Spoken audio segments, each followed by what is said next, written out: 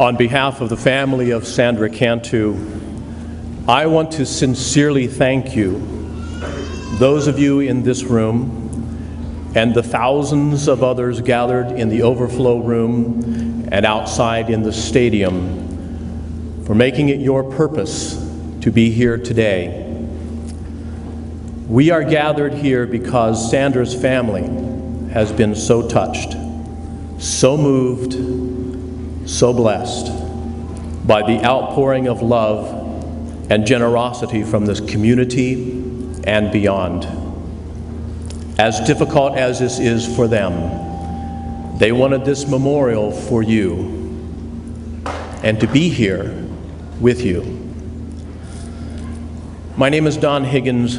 I proudly serve as the chaplain for the Tracy Police Department. I have lived and worked in this community for 25 years. My wife and I have raised our 4 sons here. This is our home. You are our neighbors. And dear friends, this is our memorial for Sandra. So together in this moment in time, let us make this a sacred place, a place of peace, so that we might remember the short but precious life of one of God's priceless treasures. For this time, lay down your judgment, your bitterness, your rage, so that our remembrance is done in love and dignity. And in so doing, we can begin to take the first steps of healing and renewing our strength together. You arrived burdened with grief and sorrow, but you need not bear it alone, for grief shared is a grief made bearable. And your very presence has already enabled Sandra's family to face another day without her. But I will tell you today what I told Sandra's family and friends yesterday at her funeral service. Today, no one needs to be strong for anyone else. Good afternoon. I am Cindy Sasser, principal of Jacobson Elementary School, Sandra's school.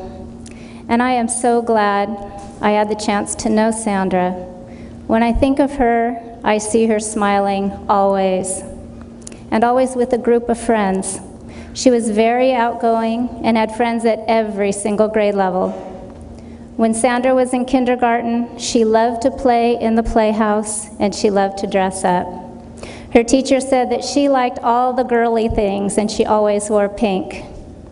In 1st and 2nd grade on the big kids playground, she loved to flip around on the bars, and she taught a lot of other students how to flip on the bars also. She loved to help.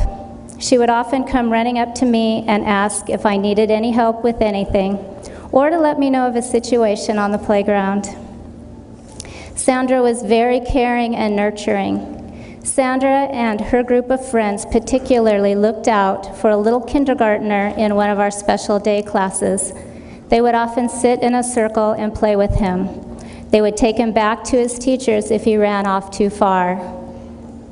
The legacy Sandra leaves for our school is one of a renewed commitment to maintain a safe school with good, strong, positive character traits like Sandra had. We should all strive to be like Sandra, always smiling, wanting to help, to look out for others, and to be caring. She truly was a beautiful person, both inside and out. The legacy Sandra leaves for the city of Tracy is a renewed commitment to watch out for each other and to hug our children often, just as we know God is hugging Sandra now. It has been heartwarming to see how many thousands of individuals who didn't even know Sandra were touched by this sweet little 8-year-old girl. It is hard to understand why someone so young would be taken from us, but her smile, her spirit, and the memories of her sweet, caring nature will be forever engraved in our hearts. Hi, I'm Angie Chavez. I'm Sandra's aunt. I wrote a little poem about her. It's called Tracy's Angel. On Sandra's first road trip to Disneyland, too excited she could hardly go off to dreamland. She asked, "Are we there yet?" about every 10 minutes.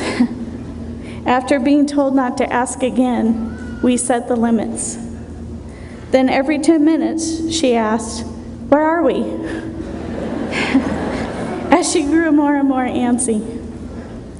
On the Matterhorn she wanted to go, much to the surprise of me and her Uncle Joe. She screamed the whole way, but wanted to go again anyway. The magic in her eyes lit up the evening sky as she watched the parade and Simba go by. Sandra's smile could light up a room. Her infectious laugh could get you out of your gloom. Her long sun-kissed hair shined ever so brightly. Sandra told her mom, "I love you," nightly. She had the biggest heart, full of love, and she was eager to share that love. She had arms of an angel, gently giving you a hug. When she told you, "I love you," on your heart she would tug. She may have been small, but she was bigger than life. Our sorrow and grief cuts us like a knife. Tracy's angel, they have called her. Her precious face, so tender, so pure. A community she brought together. In our hearts she will remain forever.